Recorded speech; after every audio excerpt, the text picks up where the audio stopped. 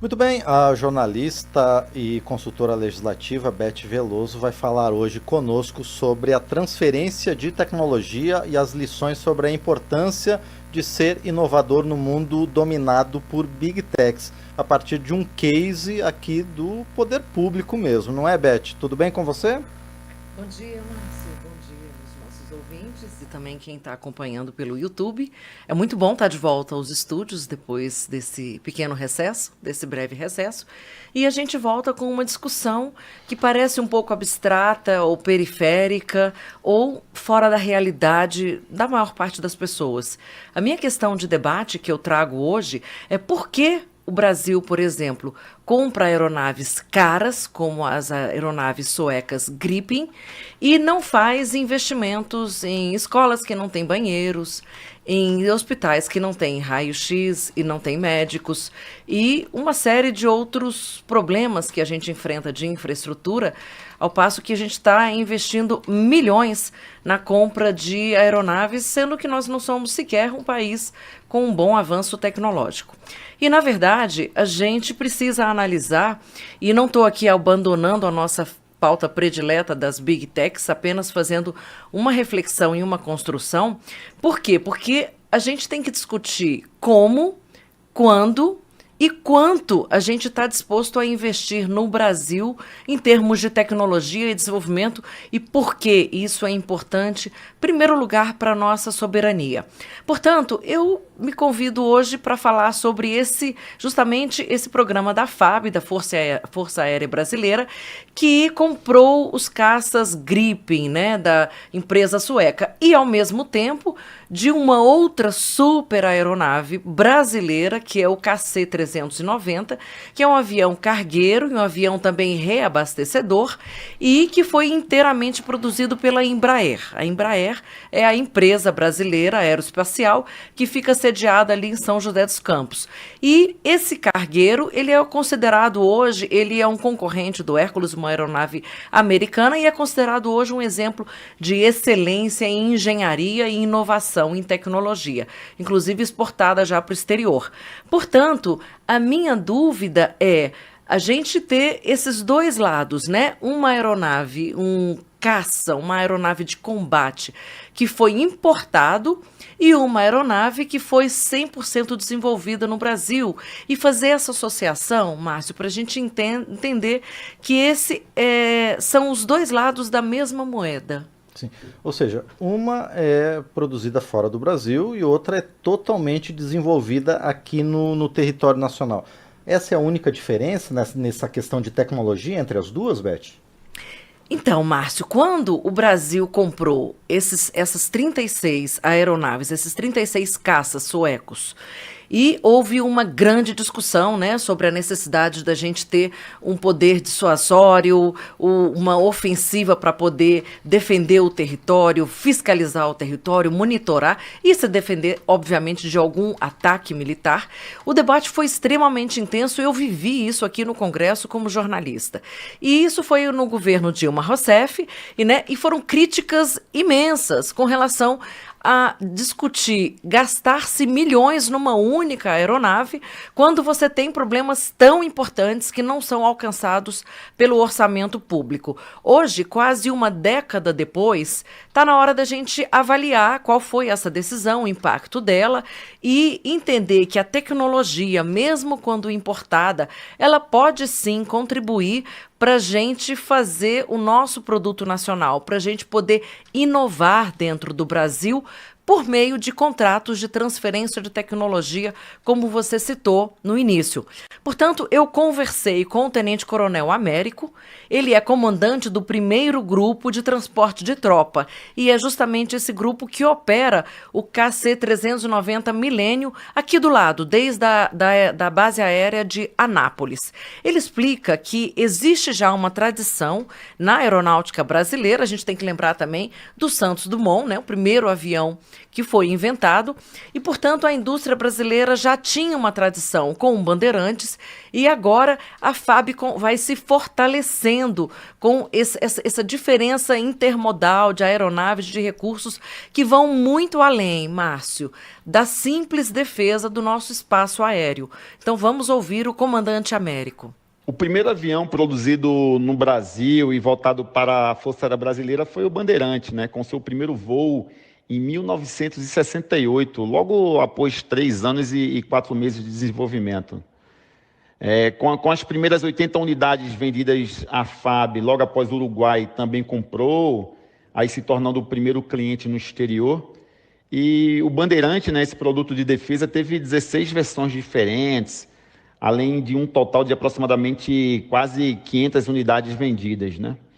Para a FAB, ter aviões de ponta fabricados pela nossa Embraer é um grande privilégio, né? Agora com o KC-390 Millennium, esse vetor ele deverá constituir-se uma das mais importantes ferramentas para o cumprimento da missão constitucional da FAB e de mobilidade estratégica às forças de defesa do Brasil, conforme estabelecido na Estratégia Nacional de Defesa.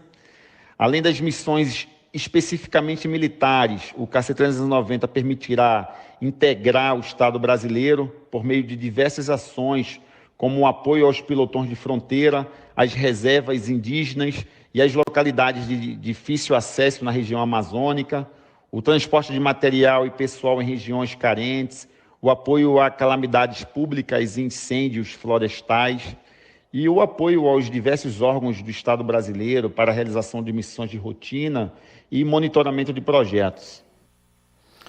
Bom, Beth, o Brasil já há muitas décadas tem uma tecnologia, o pai da aviação é brasileiro, aliás, Santos Dumont inventou tantas outras coisas do nosso dia a dia, né? O chuveiro quente, graças a Deus, o relógio de pulso. Não seria possível que o Brasil também dominasse uma tecnologia para fazer caças de ponta como os Gripen? Então, Márcio, eu também fiz essa pergunta ao tenente-coronel Gustavo Oliveira Pascotto. Ele é o comandante do primeiro grupo de defesa aérea, e então é o grupo justamente que opera os caças Gripen, as aeronaves Gripen. Ele nos conta que a transferência de tecnologia que vem acontecendo desde essa primeira compra, isso dá praticamente 10 anos, pode sim levar o Brasil a uma independência, quer dizer, não há quando nem quando isso vai acontecer, né? Nem em que momento exato e o alcance disso, mas são políticas, são tentativas e são investimentos sempre de longo prazo. Vamos ouvir então o comandante Gustavo Pascotto. Primeiramente, é importante a gente ressaltar que o processo da transferência de tecnologia foi um fator muito importante na escolha, né, na definição do vetor no projeto FX2. E em relação à transferência de tecnologia proposta e aceita pela FAB e pela SAB, ela é um processo bastante grande, abrangeu praticamente todas as etapas do desenvolvimento do avião. Desde o design, na concepção, no desenho, nas análises de engenharia, passando também pelos processos produtivos e montagem de determinados componentes da aeronave e também de manutenção de sistemas críticos, por exemplo, do radar. E é um processo grande, envolve ainda a transferência de tecnologia, ela ainda está acontecendo, tem acontecido desde a assinatura do contrato em 2014 e até hoje é um processo bastante complexo, envolve várias empresas nacionais e eu diria que a principal lição, né, de todo o processo de transferência de tecnologia é a obtenção e a importância da autonomia tecnológica que os países precisam ter. No caso, mais especificamente do Gripen, da autonomia tecnológica aeronáutica, que dá ao país realmente a capacidade de produção, se não, talvez não da aeronave como um todo, mas de componentes, de infraestruturas críticas, que tem alto valor agregado e, ao mesmo tempo, garante ao Brasil a capacidade de desenvolvimento e implementações futuras de novas capacidades. Agora, Beth, de que forma tanto o poder público, o governo, as nossas forças armadas, mas também as nossas empresas e a sociedade podem se beneficiar dessa troca de tecnologia, desse avanço tecnológico propiciado por esse acordo pela compra dos caças? Então, Márcio, muitas tecnologias originalmente desenvolvidas para fins militares, inclusive, elas encontram aplicações civis, né? Então, é claro que a gente está aumentando o nosso poder de defesa, né?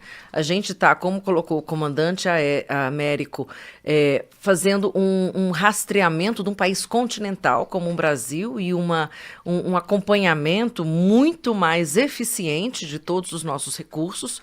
A gente consegue atingir e beneficiar inúmeras populações, então tudo isso está muito interligado. A gente costuma falar que a tecnologia, ela é dual, ela serve para fins militares e serve também para fins civis. A gente está motivando a indústria nacional, como colocou o comandante Gustavo. Portanto, a gente vê na própria prática, como você mesmo colocou, exemplos que a internet, ela começou como um projeto, né, militar americano, o GPS, certas inúmeras tecnologias médicas. Então, o desenvolvimento militar, ele impulsiona, sim, a inovação como um todo, e isso beneficia a sociedade em geral. Sobretudo quando a gente fala de alta tecnologia, ainda que isso tenha um custo elevado e que o retorno seja absolutamente incerto, os resultados, eles vêm aos poucos, é preciso consistência e é preciso de muito investimento. Por isso, eu me pergunto, Márcio, se não vale a pena a gente se inspirar nessas experiências que a gente olha na própria base aérea de Anápolis, a quantidade de sistemas inteligentes, sistemas de solo, de acompanhamento desenvolvidos por empresas brasileiras, não pode inspirar também que a gente busque no Brasil uma internet mais nacional, menos Instagram, menos WhatsApp, menos Big Tech, que a gente não tenha aí problemas na gerência dessa internet, no controle de notícias falsas, de discursos que não são saudáveis, que são nocivos para a sociedade, e ao mesmo tempo a gente possa também, a partir dessa redução da dependência de grandes empresas nacionais, a gente possa estar criando aplicativos nacionais, empregos, movimentando a economia local, dando oportunidade de realmente ter novas empresas brasileiras de base tecnológica.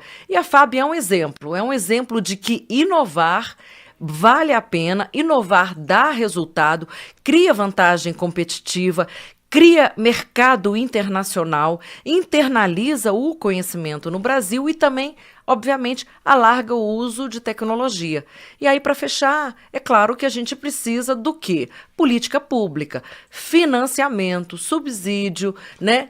Questão de formas de não taxar, isenções, tudo isso feito, pensado, discutido com a própria sociedade. Para quê? Para a gente criar mais empresas que possam, de base tecnológica, startups, unindo universidades e empresas e também a própria indústria, já seria um ótimo começo, eu acredito. Portanto, eu termino aqui, Márcio, pensando nessa lição que está acontecendo aqui do lado, em Anápolis, né? Eu acho que as pessoas poderiam, inclusive, ter mais visibilidade sobre esse cluster que está bem no centro do Brasil e que, por isso, tem um papel tão importante. E, sobretudo, um papel importante na construção de um país de futuro e de um país para o futuro. Muito bem, Beth. Bom, antes da gente encerrar, eu lembro que você pode também interagir com o Papo de Futuro mandando uma mensagem para o e-mail papodefuturo@câmara.leg.br ou então para o nosso número de WhatsApp, que é o 61999789080. Beth, então, mais uma vez, muito obrigado e achei bastante interessante. Eu lembro, por exemplo, que na década de 80 o Brasil começou uma parceria com a Itália para o desenvolvimento de caças, os AMX, né? E realmente retomar e aprimorar essa busca tecnológica só vai trazer, né, aspectos positivos para o nosso país. Mas então, obrigado, a gente pode retomar esse assunto em outras ocasiões, não é? Exatamente, e a gente lembrar que a gente falar de defesa e de armas de defesa e levar esse conhecimento à sociedade também é importante, não é porque é defesa tem que ser uma caixa preta. A sociedade precisa saber que aqui a gente também tem inteligência e que a gente também produz conhecimento, inovação e uma arma de guerra, uma arma de defesa, que o Brasil está no jogo. Isso é importante.